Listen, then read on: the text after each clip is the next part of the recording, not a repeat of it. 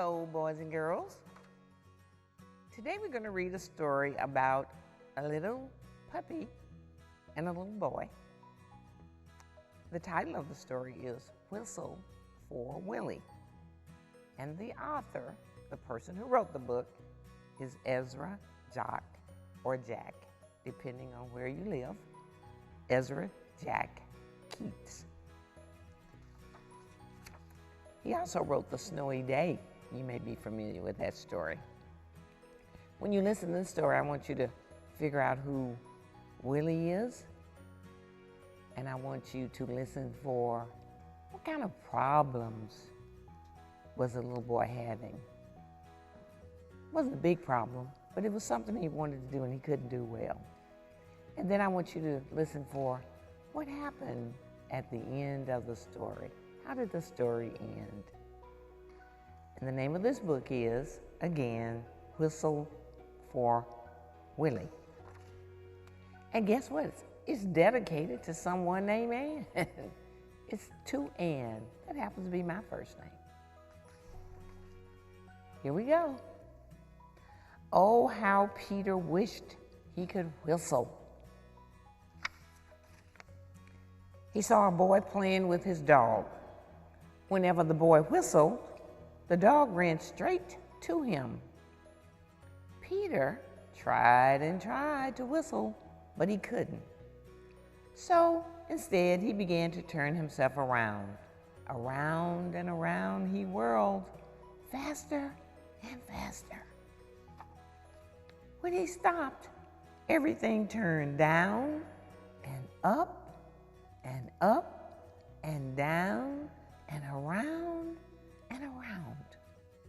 You know what happens to you sometimes when you're out playing and you turn around and all of a sudden you stop? Something happens in your head for just a minute. Think about what that feeling might be like. Peter saw his dog Willie coming. Quick as a wink, he hid in an empty carton lying on the sidewalk. Wouldn't it be funny if I whistled? Peter thought. Willie would stop and look all around to see who it was. Peter tried again to whistle, but still he couldn't. So Willie just walked on. Peter got out of the carton and started home. On the way, he took some colored chalks out of his pocket and drew a long, long line right up to his door. He stood there and tried to whistle again. He blew till his cheeks were tired, but nothing happened.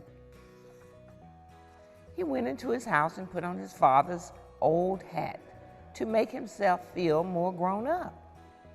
He looked into the mirror to practice whistling.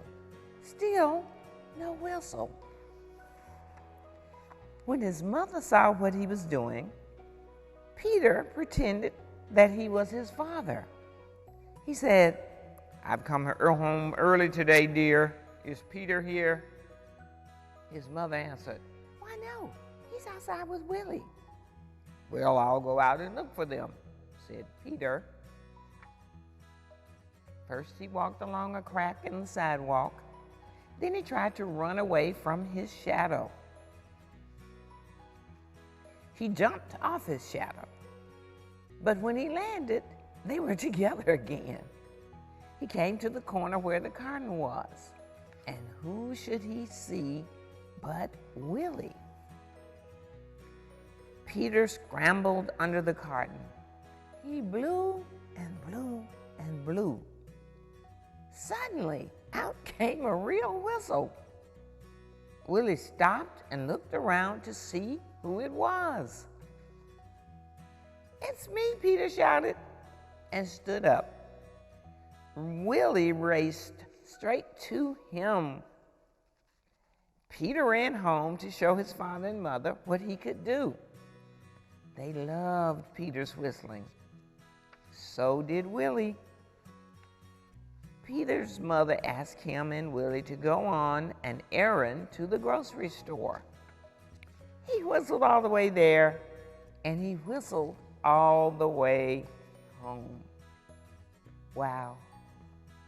I remember when I was young, I tried to whistle, and I actually could whistle.